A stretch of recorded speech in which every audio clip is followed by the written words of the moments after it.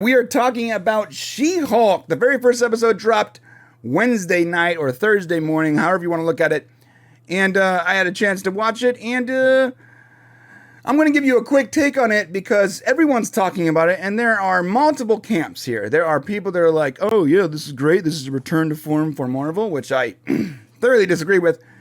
And there's the other take where they're like, oh, this is feminist garbage, which I also disagree with. I actually think that both extreme versions of this show are incorrect. I believe this show is trying to accomplish something that is original to She-Hulk and very, very She-Hulk-like if you look at the old comics.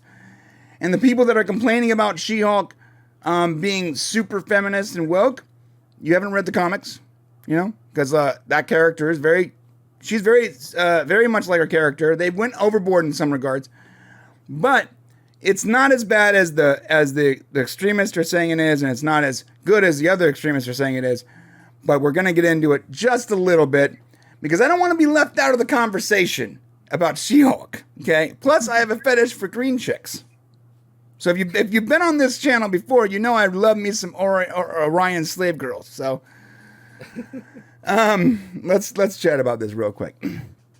All right, so this is She-Hulk, and at the risking copyright strikes here, I'm not going to play the actual thing, but we open up into a lawyer's office, very Ally McBeal-like. If you guys ever watched the '90s show Ally McBeal or Boston Legal or The Practice, etc., we're on that. This is a lawyer show, but she stops at one moment. And she turns and looks at the camera and she breaks the fourth wall, which I like.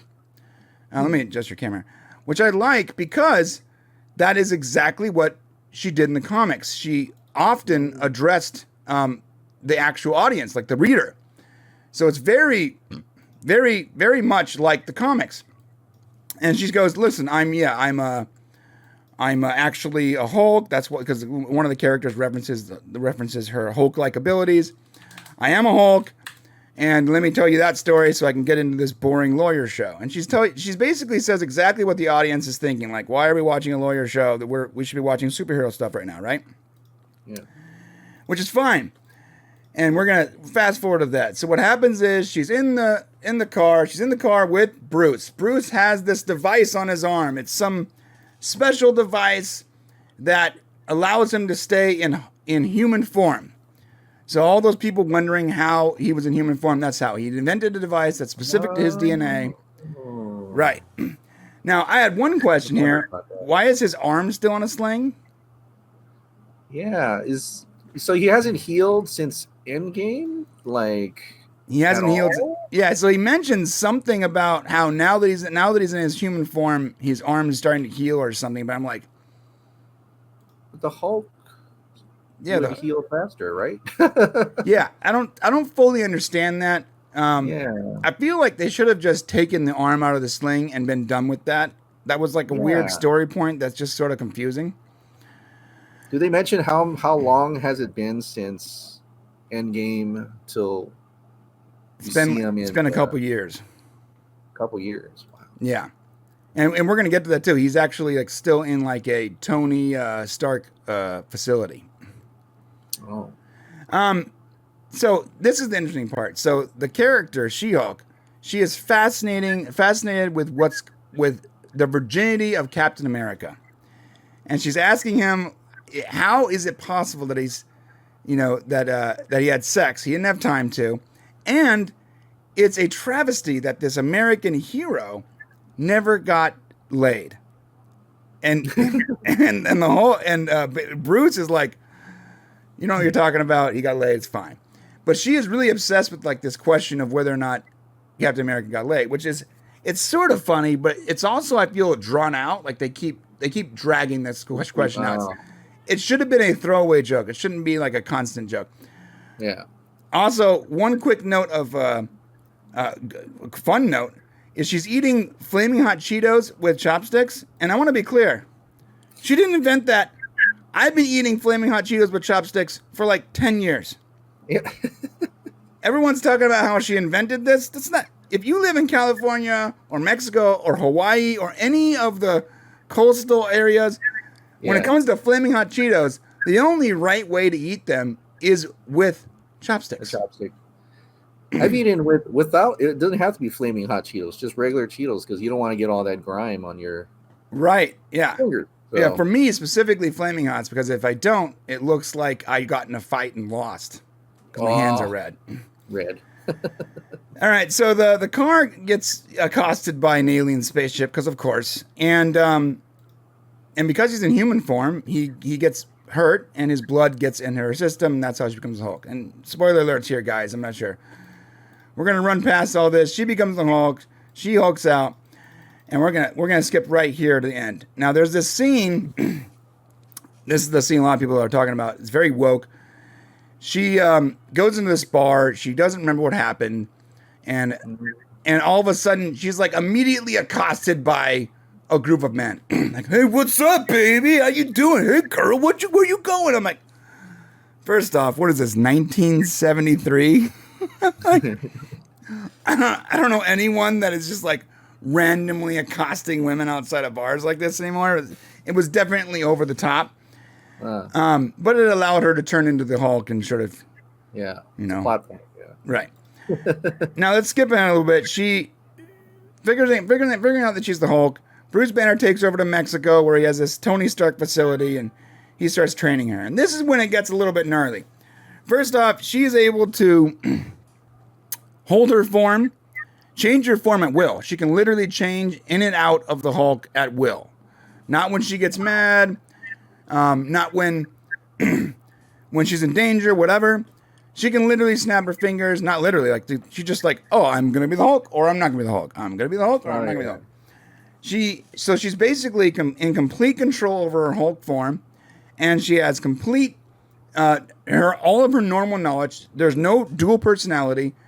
There is literally no downside to her affliction, and she got these powers yesterday. Wow, that's a problem. I know that it there is some consistency here with the comic books, but you have to understand the comic books might have fast forwarded her origin story a bit because of who she was, because of the Hulk. But there should have been a little more downside here. And the whole Bruce Banner even says it. He's like, I'm not entirely. I'm a little jealous that you just like instantly have these abilities and this control over this character. And she fights with him because he's like, you need to stay here and learn more about yourself. And it's just it got really weird. It started off fine. And when they immediately fast-tracked her into being, like, in complete control of her faculties, her abilities, and everything, it was weird. And here's the problem. The explanation was even worse.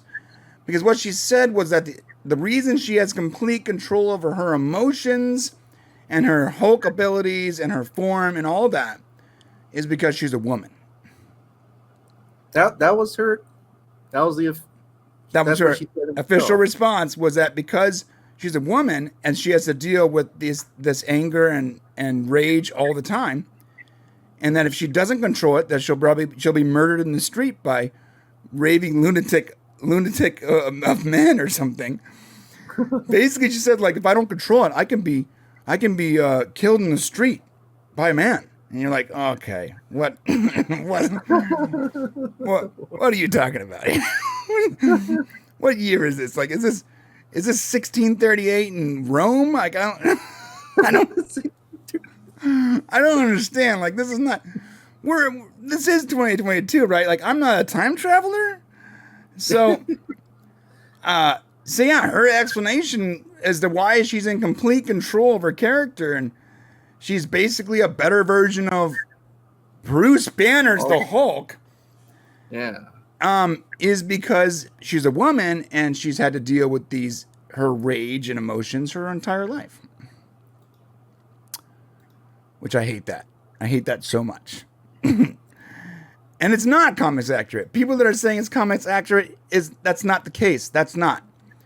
I do like the fact that she looks like an attractive woman and she's not some like buffed, roided out version of herself, because like when they announced the She-Hulk, a lot of the real weird people on Twitter, I'm like a lot of fan edits, yeah. So here's the deal. There's this section of Twitter that you just want to stay away from. It's like, it's almost like this. There's a section of Reddit. There's a section of every popular website that you want to just sort of stay out of. And on Twitter, that has a lot to do with like these muscle-bound furries. And like it gets weird, bro. It gets real weird. Like I've not. Wow. It's not normal. I'm not. In no way am I downplaying someone's weird fetish. Look, I'm into green chicks. I get it, but someone like there's a tiny itty bitty percentage of like these people that really want to see some roided out furry chick on screen, and they were very vocal. And I'm very glad that Marvel looked into those accounts and said, "Oh, this accounts for 0.1%. We're not going to make her some roided out furry version of the Hulk." Oh, Thank God. yeah. I don't think they were going to do that anyway. I think that would have been. There's a lot of fan edits though, where she's like all like super, buff and all that. So I like the fact that they made her comics accurate. When she transforms, she goes from like this little itty bitty girl, right, into like, a much bigger, stronger, taller version. Yeah. But she is still an attractive, I guess, generally attractive aesthetically, because beauty's in the eye of the beholder. But like, she's good looking, and she's not some abomination. And that's not a pun, because like there was literally a part of the internet that wanted her to be like the abomination. So she wants to leave. She fights with the Hulk. I didn't like that part. Like we knew there was gonna be a Hulk fight between the Hulk and She-Hulk. But first off, it shouldn't have happened in the first episode, and she shouldn't have immediate control over her abilities. And like she like figures out how to do like the clap like instantly. She's like, he claps, and she's like, oh, I could do that. She's like, oh, here we go, and then just starts clapping. I'm like, come on, bud. There's got to be a learning curve. You can't instantly be better at everything. Yeah. No training, nothing whatsoever. No experience of, I think that's why, the Hulk movies are good, because they showed the negatives of being a Hulk as well as, not much of the positives. It's like turning into a monster, Right. And you can hurt someone, who knows what happens to you. Yeah, it's almost like Mr. Jekyll and Hyde, right? Like exactly. There is, there's dual personalities here, and one personality is required in some ways, and the other personality is required in other ways, and it made sense. There's downsides to the Hulk's abilities, and he plays it up throughout the movies. He's like, look, at one point I tried to kill myself, and that was a very strong moment in the movies where it's like I ate a bullet and the green guy spit it out. What a cool statement that was. Like, he was so over his being the Hulk and his problems and all the stuff he faces that he tried to kill himself. That's incredible. This intelligent, brilliant man was willing to commit suicide because he felt he was too dangerous. And 20 years of him trying to control his abilities and come to terms with who he is and learn how to control the Hulk. And in one day, she's like, I got it. It's cool. And it's because I'm a chick. And that's dumb. Although she is very, very comics accurate. You're right, Dork Knight. She's very comics accurate. That's the good part. What you just said. I'm not going to get that again. No, you're right. You're right, Danny. All right. So going forward, quickly moving through it. I don't want to waste too much time here. She goes back to L.A. And she's in court. She's a brilliant lawyer, right? They make a point of saying how good of a lawyer she is. And she's giving her closing remarks, and some random super villain played by the chick from The Good Place. I'm always forgetting her name, Talia or whatever. Whatever her name is, I love her. She comes in, she's mad about something, and so She-Hulk's got to Hulk out and save the day. And of course, she takes her shoes off, and then she steps back into them, and there you go. That's it. So if I had to give this a rating, first off, it is not as bad as other Marvel Disney Plus shows are. I'm just being real. It's actually not bad. But there are parts of it that are very cringe. Like her ability to control her abilities instantaneously is just. There could have been a montage, bro. Like there could have been like, what if she goes to Mexico? Later. Right. It could have been like 3 months later, 6 months later, whatever. You could have literally flashed text on the screen and made it look like she was actually like training with Bruce, and it would have been the same amount of time. The audience would not have cared whatsoever of not seeing that entire training montage, and it wouldn't have disrespected, in my opinion, it disrespects the Hulk, and the Hulk's already sort of disrespectful in the fact that he can't get his own movie. The Hulk has a problem because the rights issues and all that. Like, they're never going to make a Hulk TV show or Hulk movie. He's only ever going to be a part of other people's stuff. And then, to further disrespect that character, when all you need to do was flash some text on the screen. Like, literally. Like, if I re-edited this, I would just cut out one scene where they talk about when, specific dates, and I would fade out, be like 6 months later, and fade into a fighting sequence. Yeah. The trailer looks like it was, I don't know how it was edited in the show, I haven't seen it yet, but in the trailer, it looked like it was like a passing of time. Right, it was not. During that segment, but now it's just a day? It was like a day or two, yeah. Oh, wow. Okay. Yeah, also, the graphics, I know this has been said to death, but the graphics aren't good. It's just, they're just not that good. Yeah. And I don't know why they're not good. Disney has a lot of money. Marvel has a lot of money. There is no reason why the graphics can't be better.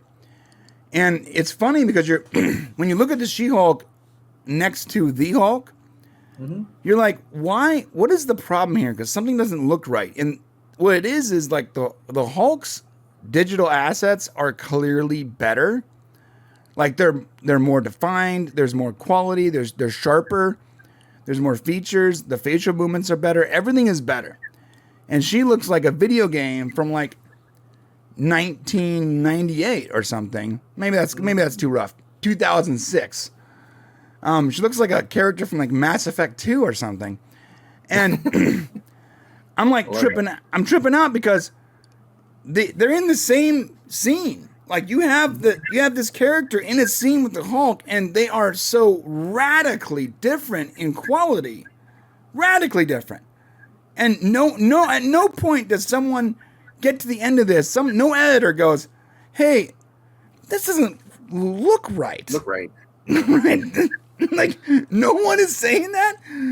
I had a conversation with Mike Mexican Iron Man last week.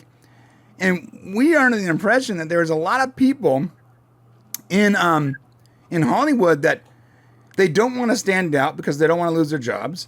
So they sort of purposely take a back seat to bad ideas and just sort of like keep their head down and just sort of, stay in the groove. They don't want to stand out. They don't want to do anything bold. And it's weird how you can go through dozens, if not 50 or 60 people, and we can still get a product like, like the Sonic. Remember the Sonic, the first Sonic Hedgehog trailer? Yeah, and they changed the character to make it look more like the... Right. Now, listen, that was a great move by the studio. But the fact that first trailer even got out... Yeah. There's a systemic problem here, right? Like, the fact that 60-plus people worked on this trailer and it got to the internet like that, and not a single person was like, "Hey guys, what are we doing? Why does this abomination have teeth?" It's like for that one, that was like the suits who didn't understand the character, didn't understand the fans, and they were just suits. Like, we got to make him look more human. That's the only way we can have people. And that's just the suits talking. But I'm glad that went out first. Right. And not the movie, I'm glad they actually did something about it because that needed to happen. Oh, it really did. And to be fair, the movie was actually great. I enjoyed the movie. I enjoyed it a lot. The first one and the second one, yeah. The second one was not as good as the first one, but it was still fun.